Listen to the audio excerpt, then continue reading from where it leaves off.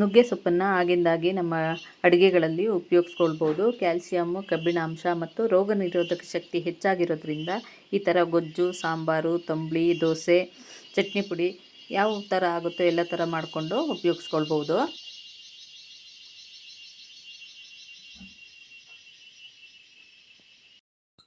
ಇವತ್ತು ನಾನು ನುಗ್ಗೆ ಸೊಪ್ಪಿನಿಂದ ಚಟ್ನಿ ಮಾಡ್ತಾ ಇದ್ದೀನಿ. ಅದಕ್ಕೆ ನುಗ್ಗೆ ಸೊಪ್ಪನ್ನು ತೊಳೆದು ಒಣಗಿಸಿಟ್ಕೊಂಡಿದ್ದೀನಿ. ಒಣಗಿಸಿದ್ದು ಅಂದರೆ ಬಟ್ಟೆ ಮೇಲೆ ಹರಡಿ ಒಣಗಿಸಿದ್ದೀನಿ. ನೀರಿನ ಅಂಶ ಎಲ್ಲ ಹೋಗೋ ಹಾಗೆ ಮಾಡ್ಕೊಂಡಿದ್ದೀನಿ. ತೆಂಗಿನ ತುರಿ, ಬೆಳ್ಳುಳ್ಳಿ, ಈರುಳ್ಳಿ, ಉದ್ದಿನಬೇಳೆ, ಕಡಲೆಬೇಳೆ, ಕೊತ್ತಂಬರಿ, ಹುಣಸೆಹಣ್ಣು, ಒಣಮೆಣಸು, ಜೀರಿಗೆ ಮೆಣಸು. ಜೀರಿಗೆ ಮೆಣಸು ಇಲ್ಲದೇ ಇದ್ದವರು ಒಣಮೆಣಸು ಒಂದೆರಡು, ಹಸಿಮೆಣಸು ಒಂದೆರಡು ಹಾಕ್ಕೊಳ್ಬೋದು. ಇಲ್ಲ ಒಣಮೆಣಸನ್ನೇ ಜಾಸ್ತಿನೂ ಹಾಕ್ಕೊಳ್ಬೋದು. ಹೇಗೆ ಮಾಡೋದು ಅಂತ ತೋರಿಸ್ತೀನಿ ಈಗ. ಒಂದು ಬಾಣಲಿ ತಗೊಂಡು ನುಗ್ಗೆ ಸೊಪ್ಪನ್ನು ಹುರ್ಕೊಳ್ತೀನಿ. ಎಣ್ಣೆ ಹಾಕಿ ಹುರ್ಕೊಳ್ತೀನಿ.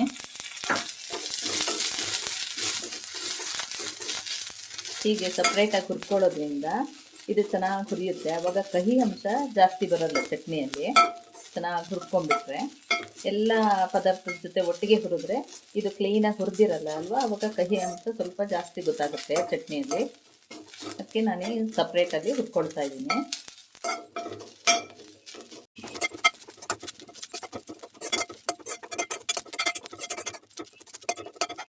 ಸಾಕು, ಇದನ್ನು ತೆಕ್ಕೊಳ್ತೀನಿ.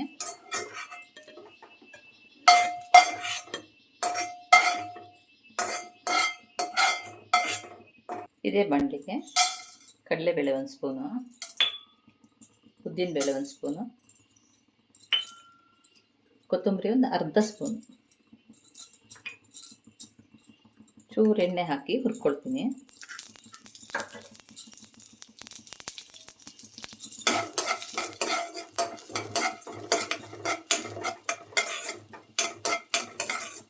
ಮೆಣಸು ಹಾಕ್ಕೊಳ್ತೀನಿ.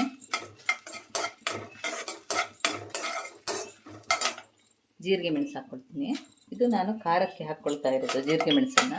ಬೇಡ ಅಂದರೆ ಬರೀ ಒಣಮೆಣಸು ಹಾಕ್ಕೊಳ್ಬೋದು, ಇಲ್ಲ ಒಣಮೆಣಸು ಹಸಿಮೆಣಸನ್ನು ಹಾಕ್ಕೊಳ್ಬೋದು.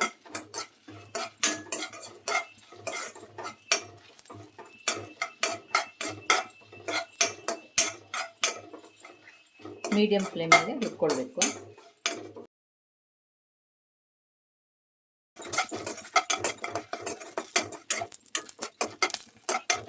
ಈಗ ಈರುಳ್ಳಿ ಹಾಕ್ಕೊಳ್ತೀನಿ.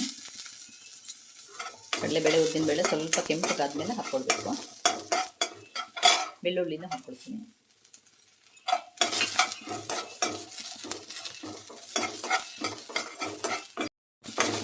ಲೋ ಫ್ಲೇಮಲ್ಲಿ ಹುರ್ಕೊಳ್ಬೇಕು, ಇಲ್ಲಾಂದರೆ ಈರುಳ್ಳಿ ಬೆಳ್ಳುಳ್ಳಿ ಚೆನ್ನಾಗಿ ಬೇಯೋದಿಲ್ಲ.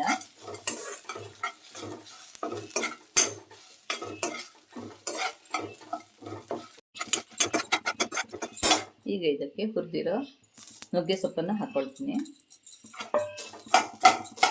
ಇದರ ಜೊತೆ ಇನ್ನೊಂದೆರಡು ಸುತ್ತು ಫ್ರೈ ಮಾಡ್ತೀನಿ.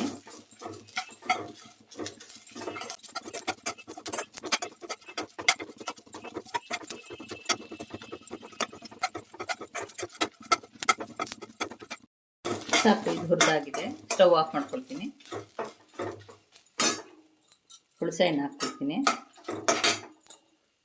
ತೆಂಗಿನ ತುರಿ ಎಷ್ಟು ಬೇಕು ನೋಡಿ ಹಾಕ್ಕೊಳ್ಬೇಕು. ಚಟ್ನಿ ನಿಮಗೆ ಎಷ್ಟು ಬೇಕೋ ಆ ಅಳತೆ ಮೇಲೆ.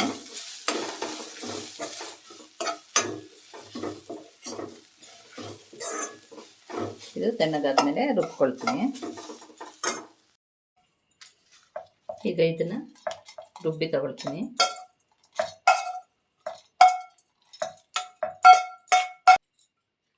ರುಚಿಗೆ ಬೇಕಾಗುವಷ್ಟು ಉಪ್ಪು ಹಾಕ್ಕೊಳ್ತೀನಿ. ಸ್ವಲ್ಪ ನೀರು ಹಾಕ್ಕೊಂಡು ರುಬ್ಕೊಂಡು ತರ್ತೀನಿ. ರುಬ್ಬಿದ್ದಾಗಿದೆ, ತರಿ ತರಿಯಾಗಿ ರುಬ್ಕೊಂಡಿದ್ದೀನಿ. ತುಂಬ ನೈಸ್ ಆಗೋದು ಬೇಡ.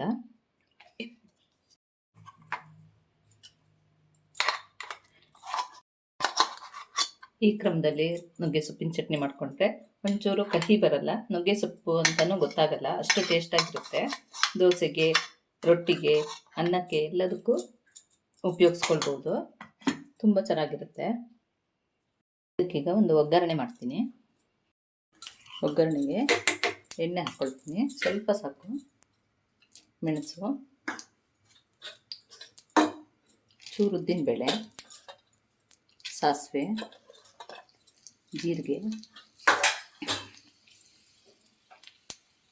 ಹಾಕ್ಕೊಳ್ತೀನಿ. ಚೂರು ಸ್ಟವ್ ಆಫ್ ಮಾಡ್ಕೊಳ್ತೀನಿ. ಕರಿಬೇವಿನ ಸೊಪ್ಪು, ಒಗ್ಗರಣೆ ಚಟ್ನಿಗೆ ಸೇರಿಸ್ಕೊಳ್ತೀನಿ.